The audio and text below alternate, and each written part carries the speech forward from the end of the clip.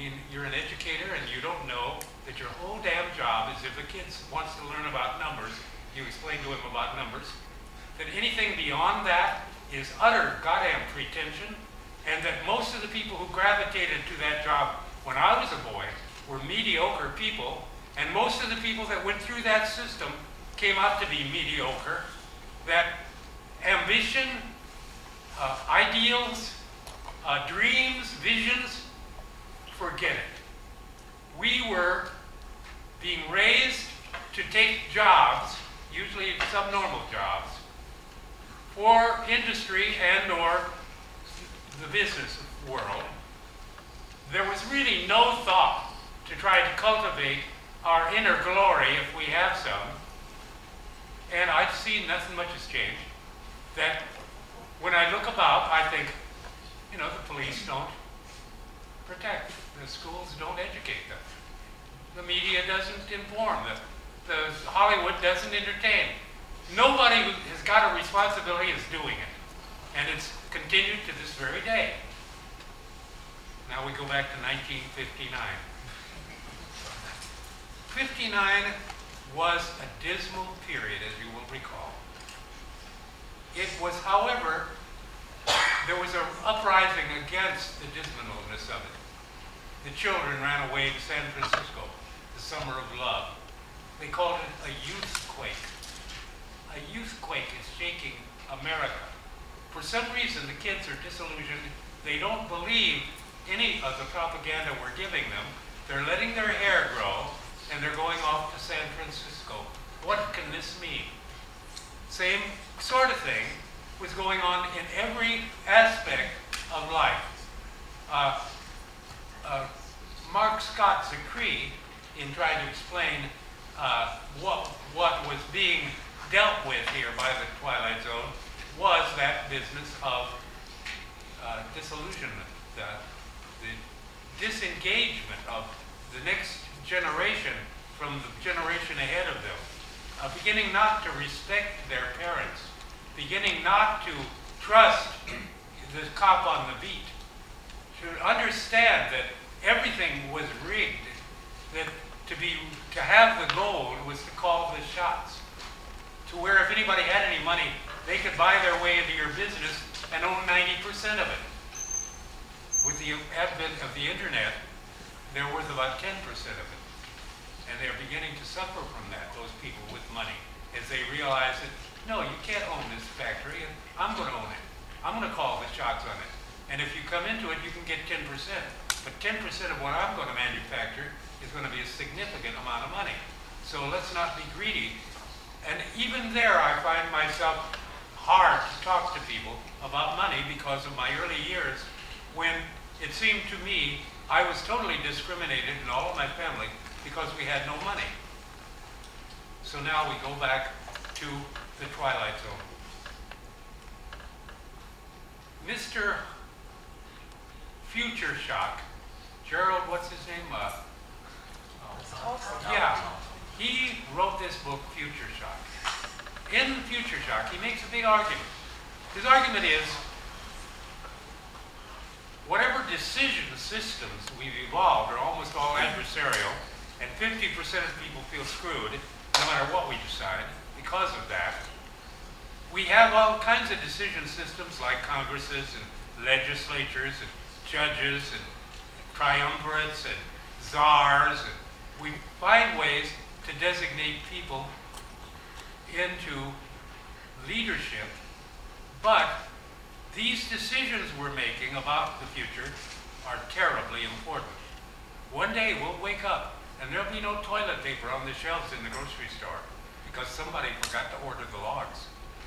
Little things like that can go wrong on every level of this society if we don't watch what we're doing, or if we put incompetent people in charge of making the decisions. Well, he was right, we did that. The financial meltdown is an example of that. The fact that nobody was in charge, the fact that the Congress doesn't have the faintest idea what to do about it, the fact that it fell on everybody as a total damn surprise that things weren't cooking along very nicely.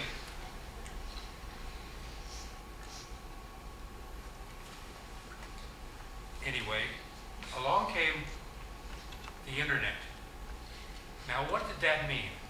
Alvin Toffler said that in order to survive this future shock, we need to rise to a new level of relatedness. And something in me said, what? What in the hell is he talking about? A new level of relatedness. And then along came the internet. And now we have a new level of relatedness. And the decision making is no longer being done in closed rooms. A lot of it is being done through polls and other kinds of questions that have to do with involving the larger public in the decision. Information is coming out of hiding. People who have made a life's work out of hiding the information so that nobody will take their job.